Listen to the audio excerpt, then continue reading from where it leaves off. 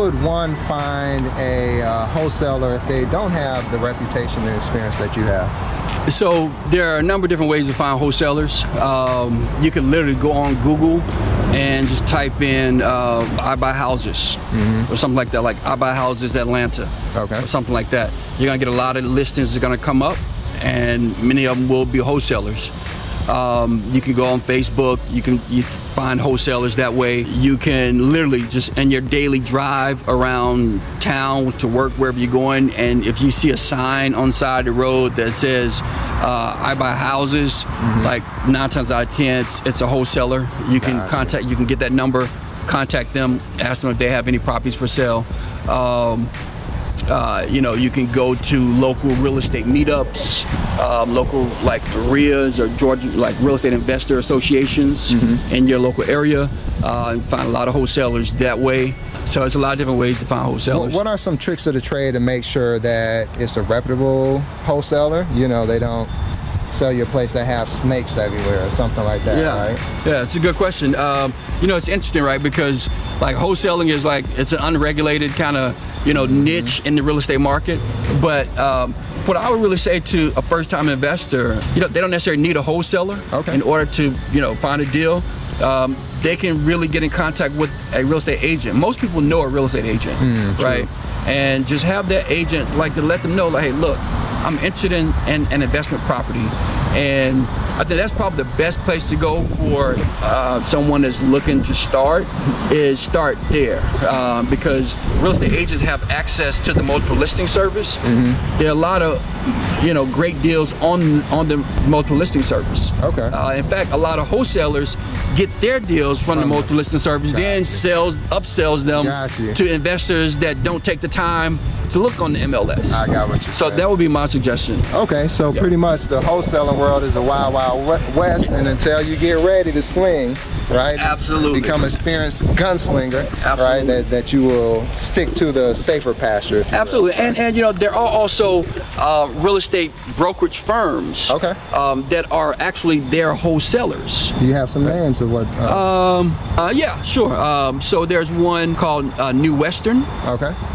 They're a local outfit here in Atlanta, but they're nationwide. They're not in every city around the country, but they're in most major markets. They wholesale hundreds of properties on a monthly basis. I mean, you're definitely still gonna have to make sure you do your homework.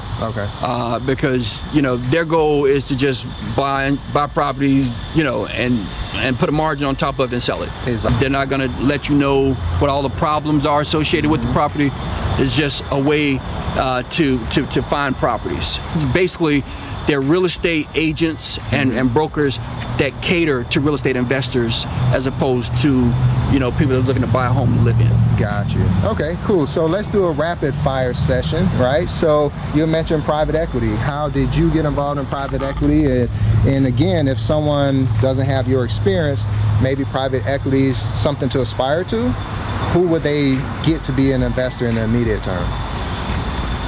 So that's a good question. You know, I got involved in private equity because I knew that, like, in order to do more deals, like, I needed more money. And, you know, you hear the term private equity and a lot of people think, oh, you know, they think in KKR or Blackstone or, you know, these huge multi-billion-dollar private equity firms. But, you know, private equity really just means, you know, money that didn't come from a bank, right? You know, I mean, you know, your next door neighbor may have a 401k that they're looking to invest, you know, some of their money in or from, and literally that's considered private equity, right? That's a private individual. They have their own money and they want to invest with you. That's considered private equity. There are levels to it, right? People have a way of finding out, like, if someone is live or if they're Memorex. You know what I mean? If they're just talking or if they know what they're talking about. And when that happens, then they reach out. So I've literally have had companies that private equity firms, national firms, that have reached out to me because they saw my track record.